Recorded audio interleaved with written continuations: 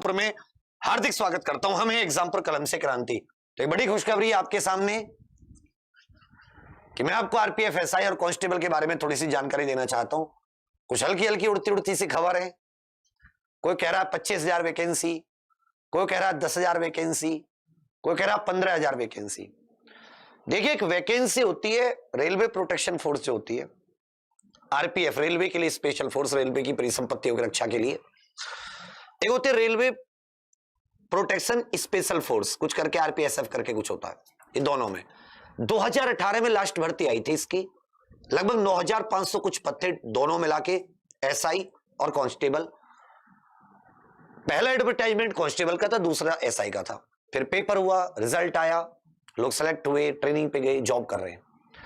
2018 में जब ये वैकेंसी आई थी, तब उस समय के रेल मंत्री पीयूष गोयल जी ने एक ट्वीट किया था जिसमें महिलाओं के लिए आरपीएफ में रिजर्वेशन को बढ़ाया गया था, साथ में 10,000 वैकेंसी की बात कही गई थी। तो ये तो क्लियर है कि वो 10,000 वैकेंसी इस वर्ष आ रही है। दूसरी चीज जो एक महत्वपूर्ण है वो है कि एसआई की वैकेंसी इसमें कितनी होंगी। देखो, वैकेंसी एसआई की भी आएगी कांस्टेबल के साथ ही। अब उसके टोटल मिला के 10,000 हो, 15,000 हो, 25,000 हो, ये देखने वाली बात होगी। मैं आपको 2-3 चीजें बता देता हूं, वो आप लोग थोड़ा सा देख लीजिए, शायद आपको इसमें हेल्प मिल जाए। पहली चीज, ये जो वैकेंसी है आरपीएफ, 2 तरीके की पोस्ट होती है। एक होती है सब इंस्पेक्टर, आप सभी जानते हैं, डबल स्टार, और एक कांस्टेबल आरक्षी जिन्हें कहते हैं। इसके लिए अगर आप आयु देखते हैं, एज देखते हैं, मैं दोनों के लिखवा देता हूं, तो नॉर्मल जनरल के लिए 20 से 25 वर्ष, जनरल के लिए कितनी है 20 to 25। उस वर्ष 1 जुलाई 2018 को काउंट किया था, तो अगर 2022 में आती है तो 1 जुलाई 2022 तक ये काउंट होगी कि 1/7/2022 तक आपकी जो कट ऑफ डेट है, तब तक 20 से कम ना हो, 25 से ज्यादा ना हो। अनरिजर्व के लिए ये, बाकी एससी एसटी के लिए इसमें 5 वर्ष की छूट होती है, 5 वर्ष की छूट होती है। ओबीसी के लिए इसमें 3 वर्ष की छूट होती है, ओबीसी के लिए इसमें 3 वर्ष की छूट होती है।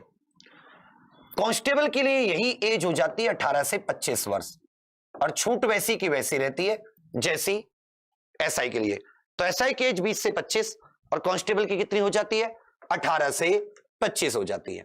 दूसरी बात, इसमें जो आपकी क्वालिफिकेशन चाहिए, योग्यता, वो ग्रेजुएशन चाहिए। आपकी क्या होनी चाहिए, ग्रेजुएशन होनी चाहिए, जिसे आप कह सकते हैं स्नातक, BA, BSc, BCom, BCA, BTech, मतलब इनमें से आपने कोई भी कर रखी हो, लेकिन क्या होना चाहिए, आपको इसमें स्नातक 100% होना चाहिए। जबकि अगर आप इसमें देखेंगे कांस्टेबल के लिए, तो कांस्टेबल में केवल मैट्रिकुलेशन, इसमें जो हो जाती है 10th हो जाती है, मैट्रिक, इसमें 12th भी नहीं है, इंटरमीडिएट भी नहीं है। आरपीएफ कांस्टेबल में याद रखिएगा, जिसे हम लोग मैट्रिकुलेशन समझे, और एज कितनी 18 से 25। एक चीज इसमें जरूर रहती है, ऊंचाई की बात आती है। ऊंचाई मतलब हाइट, क्योंकि ये वर्दी की जॉब है, तो इसमें हाइट और इसका जो चक्कर है ये रहता है। मेल और फीमेल अनरिजर्व अगर आप देखेंगे, चाहे वो आरपीएफ हो और चाहे वो साथी मतलब एसआई हो, चाहे वो कांस्टेबल हो, तो ये आपको 165 और 157, मतलब अगर आप पुरुष हैं तो 165 सेंटीमीटर हाइट होनी चाहिए। इसमें भी जो मेल है उसकी हाइट 165 सेंटीमीटर चाहिए, और अगर महिला है तो 157 सेंटीमीटर। इधर महिला की हाइट कितनी चाहिए, कांस्टेबल में भी 157 सेंटीमीटर। ये अनरिजर्व और ओबीसी के लिए। याद रखिएगा, एससी और एसटी के लिए ये 5 सेंटीमीटर की छूट है। लड़कों के लिए 160 और लड़कियों के लिए 152 सेंटीमीटर, लड़कियों के लिए 152 सेंटीमीटर। अब एक महत्वपूर्ण चीज जो आती है, पेपर पैटर्न की बात करें तो दोनों का पेपर पैटर्न सिमिलर होता है। दोनों का पेपर पैटर्न कितना है, सिमिलर। 120 क्वेश्चन आते हैं, 120 ही मार्क्स, जिसमें से 35 होते हैं मैथ के, 35 होते हैं रीजनिंग के, और 50 होते हैं जनरल अवेयरनेस के। ठीक है मेरे भाई, इसे करने के लिए आपको 90 मिनट का टाइम मिलता है, 90 मिनट का टाइम मिलता है। तो फिर से देख लीजिए, जिस वर्ष वैकेंसी आती है उस साल की 1 जुलाई को डेट आपकी एज काउंट होती है। आरपीएफ एसआई के लिए 20 से 25 वर्ष, कांस्टेबल के लिए 18 से 25 वर्ष, एससी एसटी ओबीसी के लिए जितनी छूट केंद्र में मिलती है वो मिलती है। एसआई की क्वालिफिकेशन ग्रेजुएट होने चाहिए फॉर्म की लास्ट डेट तक, और कांस्टेबल में आपके 10th मैट्रिकुलेशन, हाइट पुरुष की 165, महिला की 157, सेम इसमें कांस्टेबल की है। पेपर पैटर्न दोनों का बिल्कुल सेम है, 90 मिनट 120 क्वेश्चन ये आपको करने होते हैं। दोनों का ही पेपर पैटर्न आप ये कह सकते हैं कि लगभग सेम है। समझ रहे मेरी बात? 90 मिनट 120 क्वेश्चन, जनरल अवेयरनेस के 50, अर्थमेटिक अर्थात मैथ के 35, रीजनिंग के 35। समझिए मेरी बात? फिर इसमें क्या होता है साथी, दौड़ होती है। दौड़ क्या है कि अगर आप एसआई की है तो एसआई की 1600 मीटर की इसमें दौड़ होती है और आप क्वालिफाई कर लेते हैं, जिसमें 6 मिनट और 30 सेकंड मिलते हैं। 6 मिनट 30 सेकंड मतलब 6.5 मिनट में। और यही जब आप कांस्टेबल की दौड़ देखते हो तो इसके लिए 6 मिनट से भी कम का समय मिलता है।